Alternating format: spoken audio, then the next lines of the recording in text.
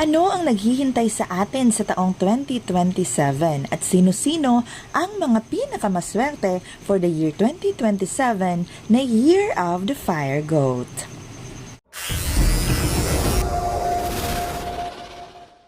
"2027 is the year of the fire goat o sheep. Nasa fire element pa din tayo pero mas softer dahil ang sheep o goat ay kilalang may mas magaan at malumanay na katangian o aura kung ikukumpara natin sa matikas at mabilis na fire horse sa taong 2026. The year 2027 is the Chinese zodiac year of the fire goat na tinatawag ding taon ng red goat or ram. Ito ay papasok at magsisimula sa February 6, 2027 at magtatapos sa January 25, 2028.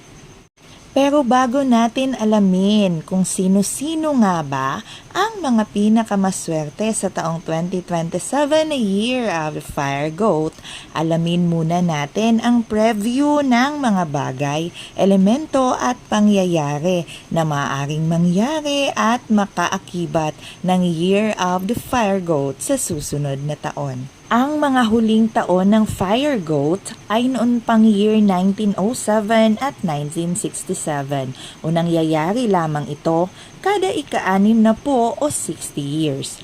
Kung i-Google search natin ang year 1907, isa sa nangungunang historical event sa buong mundo ang pagyanig ng massive earthquake sa Kingston, Jamaica na naganap noong January 14, 1907 kung saan humigit kumulang 1,000 katao ang namatay.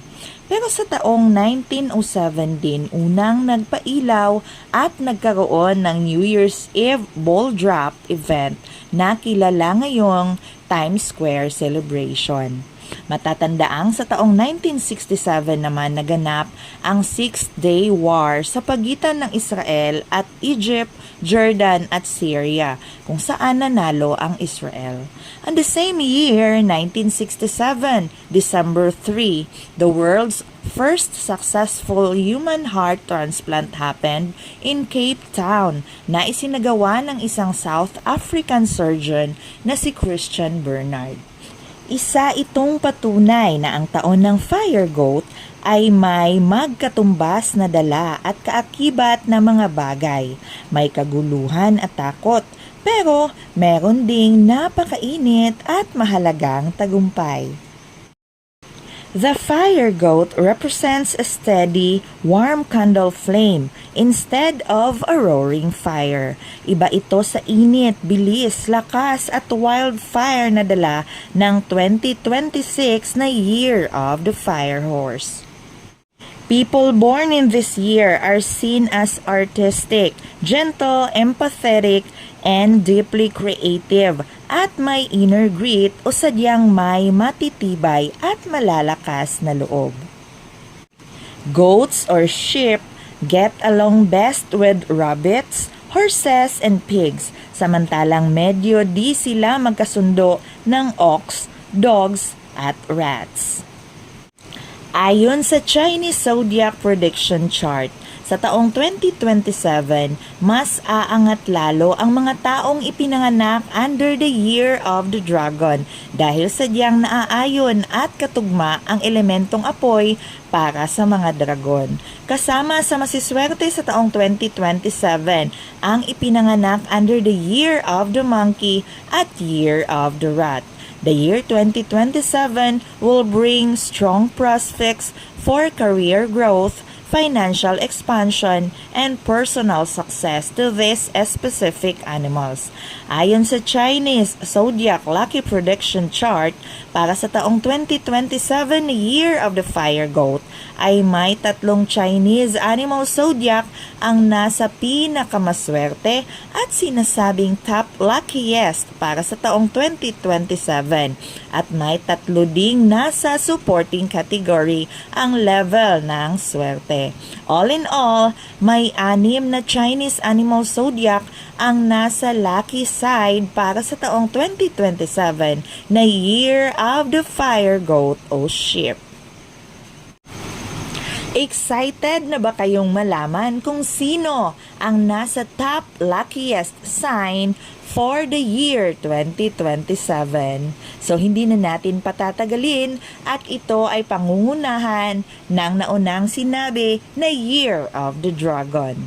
Ranked as the overall luckiest sign for the year 2027 o siyang nakaangkin ng korona ng swerte at yaman para sa taong 2027 na Year of the Fire Goat ang mga taong ipinanganak under the Year of the Dragon, kung saan matatamasa nila ang peak fortune, major financial breakthroughs, and high authority at work.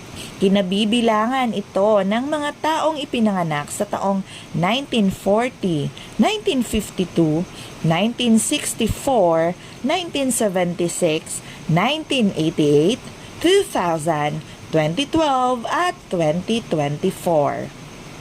Nasa second top luckiest zodiac sign for the year 2027 ang mga taong ipinanganak under the Year of the Rat. Sinasabing highly fortunate lalo na sa panig ng negosyo at trabaho. Magkakaroon din sila ng matalas at magandang intuition at steady wealth growth sa taong 2027 na Year of the Fire Goat, na siyang maghahatid sa kanila ng pangakong swerte at tagumpay. Year of the Rat people are born on years 1948, 1960, 1972, 1984, 1996, 2008, and year 2020. And the third luckiest Chinese animal zodiac for the year 2027 goes to the Year of the Monkey. Babagay sa kanila ang very energetic and opportunistic energy na dala ng Fire Goat o Red Ram, kung kaya't isa sila sa sinasabing pinakamaswerte sa taong 2027. Mapalad sila sa anumang aspeto ng pera at magkakaroon ng quick financial gains. Ang taglay din nilang talino at talent ay mas aangat at magkakaroon sila ng matagumpay na innovations at new leadership chances. Kabilang sa Year of the Monkey ang mga taong ipinanganak sa years 2016, 2004, 1992, 1980, 1968, 1956 at 1944. Para sa year 2027 na Year of the Fire Goat, nasa supporting category naman ng masiswerteng Chinese animal zodiac ang mga taong ipinanganak under the years of the pig, tiger at horse. Pig enjoys steady prosperity, consistent progress, and supportive social networks. Samantalang ang mga tiger benefits from bold energy that helps expand income, though calculated risks are required. At ang mga ipinanganak under the horse sees fast progress and rewarding projects, but must watch out for burnout from high activity. The year 2027 is the Chinese zodiac Year of the Fire Goat o Sheep. Ayon sa mga astrologers, ito ay magiging taon o yugto na may tama at swabing timpla o pagkabagay rather than fast-paced and chaotic moves. Mas papaboran umano ng taon ng Fire Goat 2027 ang mga taong may mas akmang gawa at tamang pasensya, emotionally intelligent, at yung mga totoong marunong magtiyaga. Every year, we are so excited to check kung anong zodiac year at element na naman ang parating at kung sino-sino ang magiging maswerte sa taong darating. Pero every year din, huwag nating kalimutan na ang tunay na swerte ay palaging nasa sa ating mga kamay. Tamang dasal, sipag at tiyaga ang palaging kailangan upang matamo natin ang bawat swerte, yaman at tagumpay na ating hinahangad. For now, let us continue to travel and navigate the remaining half of year 2026 habang unti-unti nating pinaghahandaan ang pagpasok ng year 2027. Talking about preparations, ikaw, anong mga ginagawa mo bago ang pagsalubong ng bagong taon? Share your precious comments and wisdom, lalo na kung nagiging effective na ang iyong mga practices na ito para sa inyo, para mas marami sa atin ang siswertehin kada taon. Once again, it's me, Gian, and thank you so much for always watching.